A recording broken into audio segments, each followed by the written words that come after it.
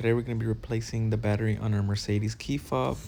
We're going to flip our key over. We're going to slide and release our key blade. Using our key blade, we're going to insert it inwards and use it as a wedge to pop the rear cover out, exposing our CR2025 battery.